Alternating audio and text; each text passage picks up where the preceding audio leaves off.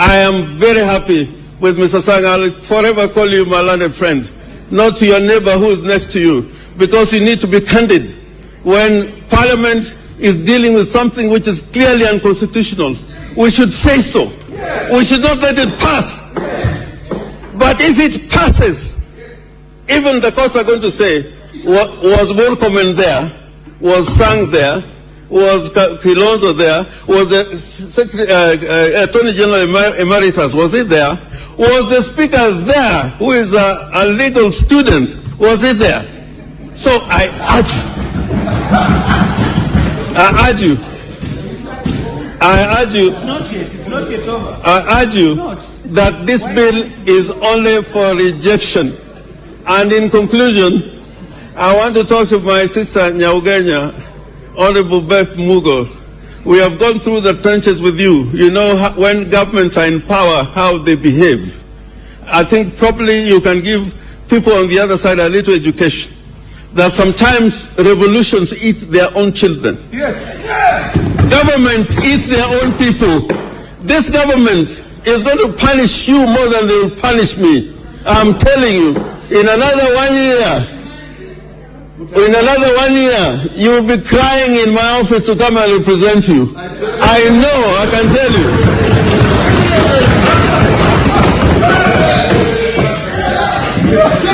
I've appeared for President Kibet when he was in the opposition about laws which were made here.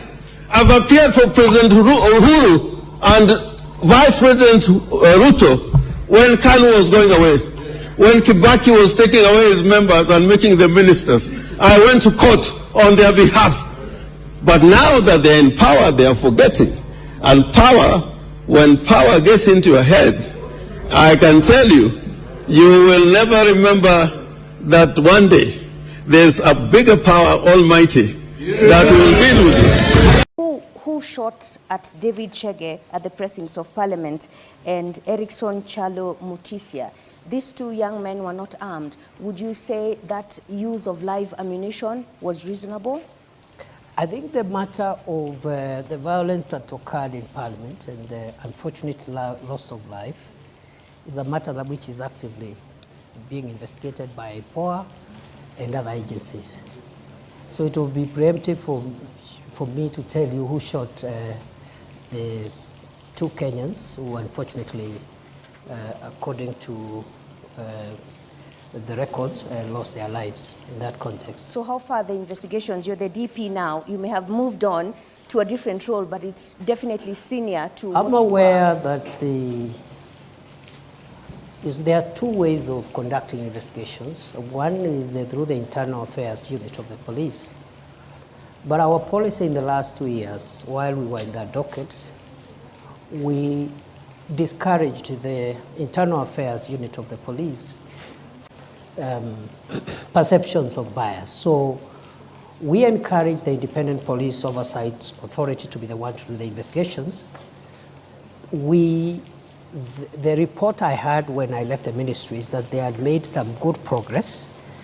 They reported to me they had some 6 files which are ready from the context of the riots and the violence around that time.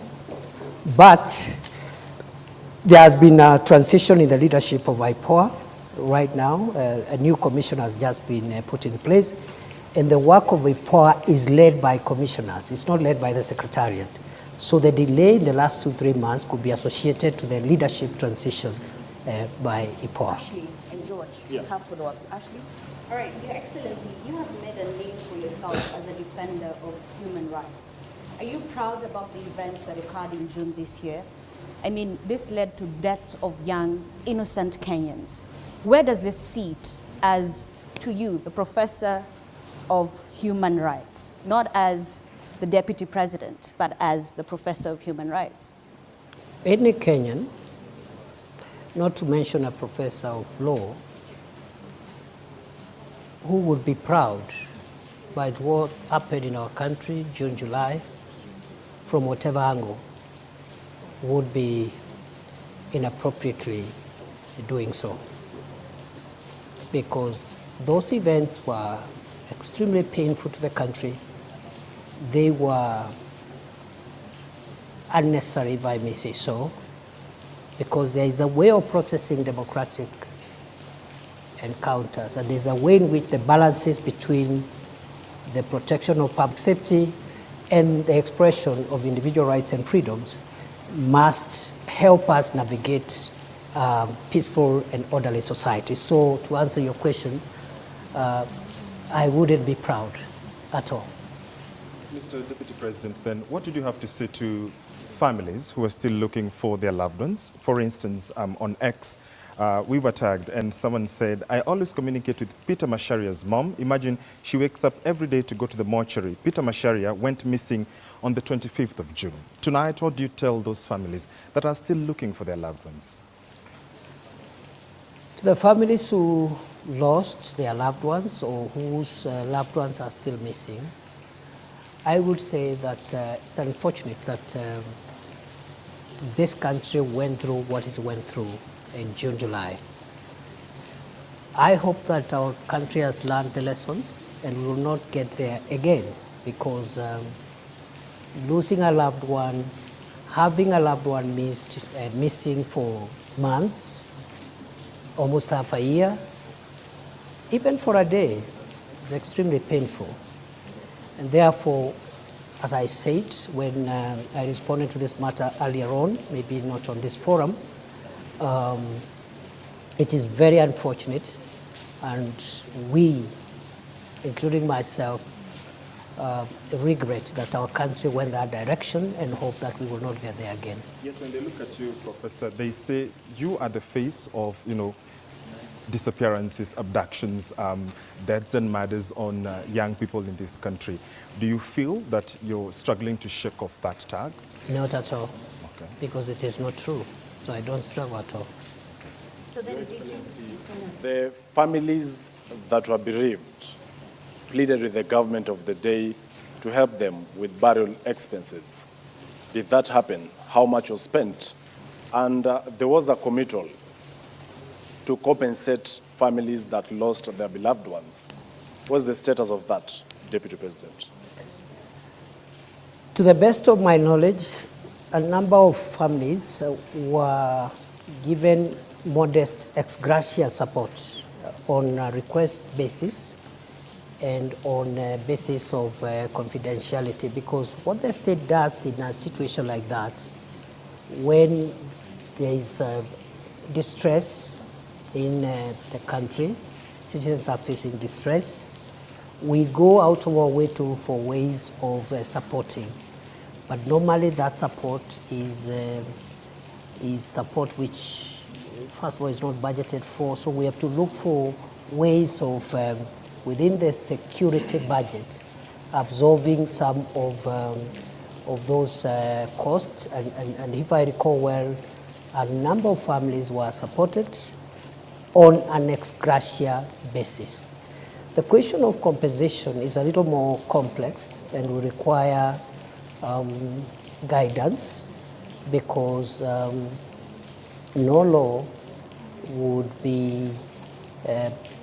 allow expenditure on compensation for events similar to what we had.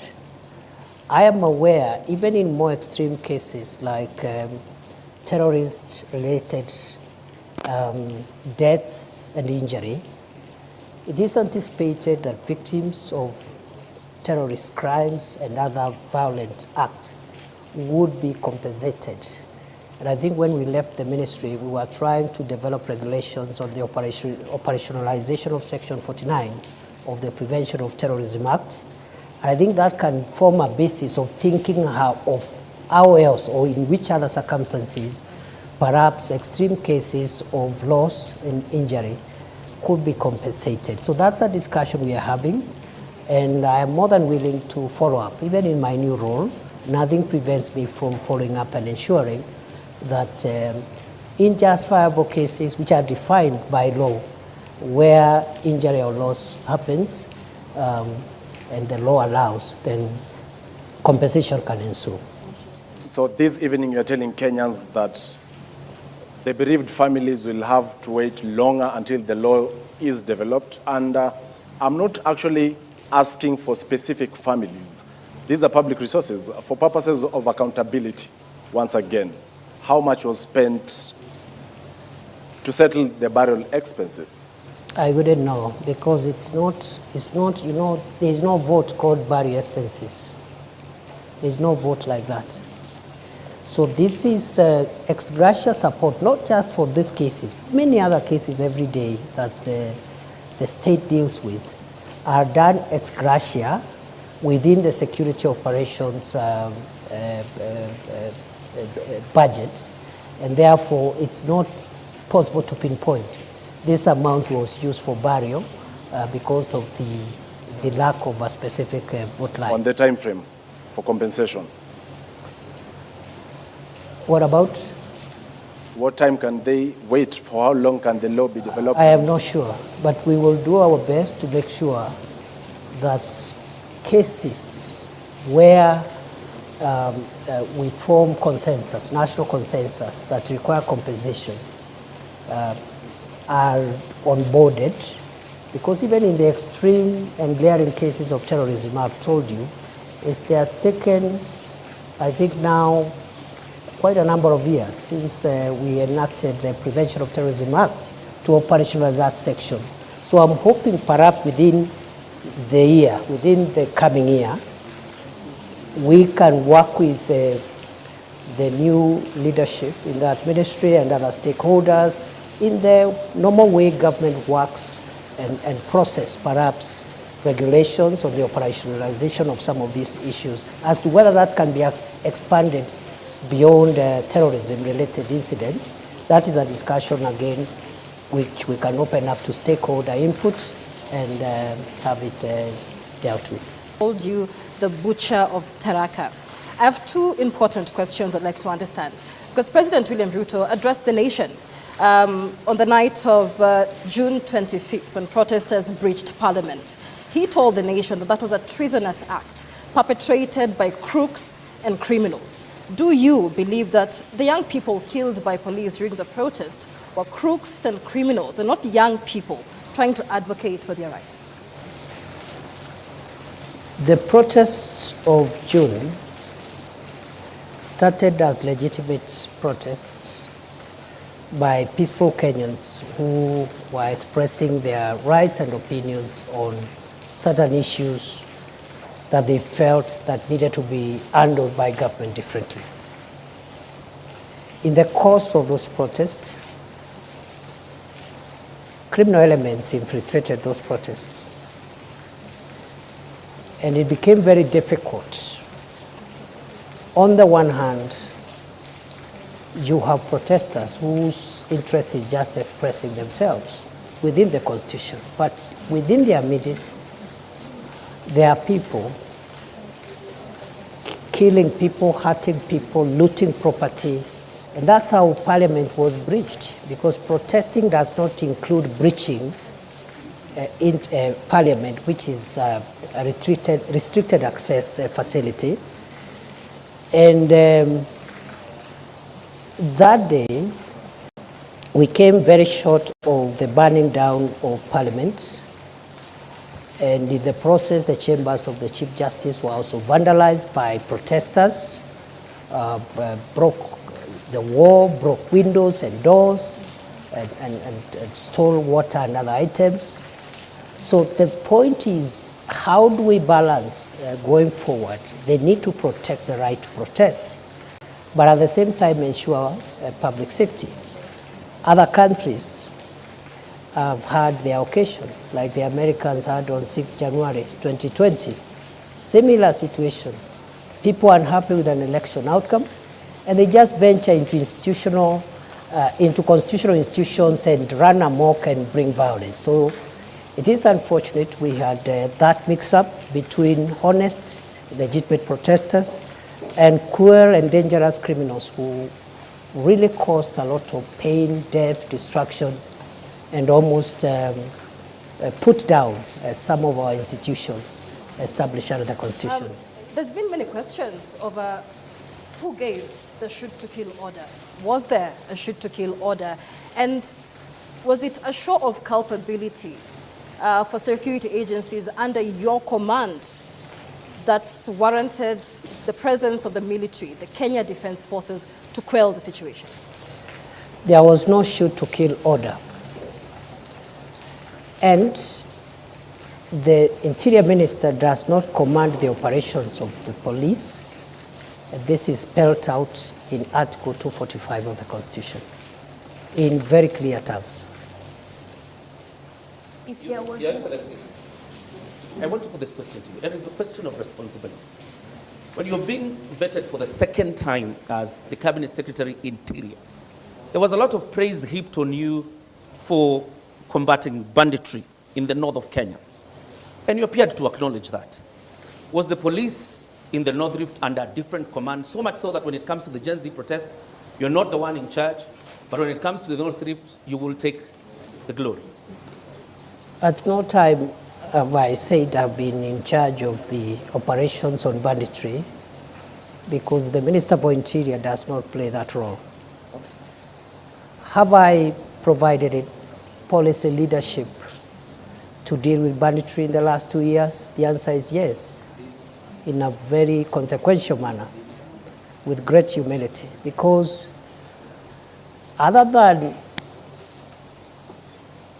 advising on the establishment of the Operation Maliza Uhalifu and the gazettement of the disturbed areas, that's the job now of the minister. Those are policy interventions. But I was able to push through in a very difficult financial situation prevailing then in the country, an injection of a significant amount of resources to acquire equipment to assist the police in their operations, which has been the missing link for many years. MRAPs, that is the mine resistance ambush protected vehicles, armored personnel carriers, drones, that is the aerial vehicles, unmanned aerial vehicles, and so many other, including personal protection items. So in a very modest way, I would want to be associated with the tremendous work done by the police, with the support of the military, to dismantle the infrastructure of banditry in the North Rift, because I provided policy support for the acquisition of modern weapons and also providing the legal space for the police to carry out operations, especially in the areas which I classified as disturbed and dangerous, because that is where criminals were always retreating and regrouping. Those areas today are completely free from bandits. The question here, the Republic of Kenya is being admonished. Who takes responsibility? Well, as I have said, you see the general admonition or viewpoints by various stakeholders on the performance of government on many things, including homeland security, is a legitimate thing. But the question of responsibility arises when one believes that there is something they have done wrong. It doesn't arise when someone's conscience is crystal clear. They have not done anything wrong. From where I sit, the nearly 700 days I served as Kenya's Interior Minister, one, I can account for each of those days what I did for this country, sometimes under great distress and risk, which I knew I'm exposing myself, but because of duty, I had to do it. Some of the places I did, my predecessors never ventured into them. I spent nights in police barracks and military barracks with frontline soldiers, not to command them, but to give them moral support, including on Christmas Day, including on Easter, places like Lamu, where terror attacks were the order of the day, to give them support that the government has not sent these officers there to die.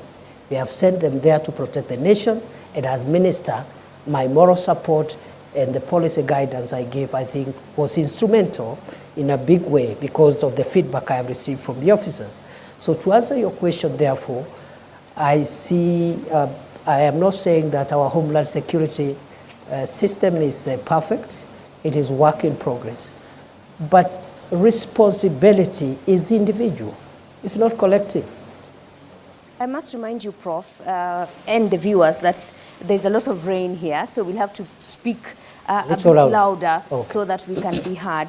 But as you speak about policy guidelines and taking modest credit for what was done in the North Rift on banditry, are you trying to tell us that you could not give policy guidelines on how police protests or moral support in them ensuring that they adhere to human rights? We did. So what happened? What went wrong? What went wrong is what goes wrong when maybe, you know, the operations, security operations are intense and emotive operations. It's not somewhere where an officer will be told, when you reach there, do this, do this, do the other. So what we have are general policy guidelines. For example, the use of lethal force is reserved when to apply when the life of the officer is at risk. So was if any, a criminal, was any for example, officer's life in wants danger? to take Allow down me, Professor Kindiki, Yes. was any police officer in danger when David Chege and Enoch Chalo, Erickson Chalo Mutisia only had a flag and they were dancing outside Parliament? What threat did they pose to security officers at Parliament? That is a matter under investigations. If the circumstances you're reading out there is what happened, the officers will be accountable. It's as simple as that. And how long will that take? As soon as IPOA completes the investigations and forwards the files to the DPP. Criminal investigations are complex. They involve scientific assembling of evidence. It is not enough to rush suspects to court only for cases to collapse. And it is not uniquely a Kenyan issue. Criminal investigations, especially in a complex endeavor like the situation we're referring them to, take a bit of time, and therefore I'm hopeful that... Why were the police in mask? How complex was that? That we again, could not see who was ensuring security is not breached?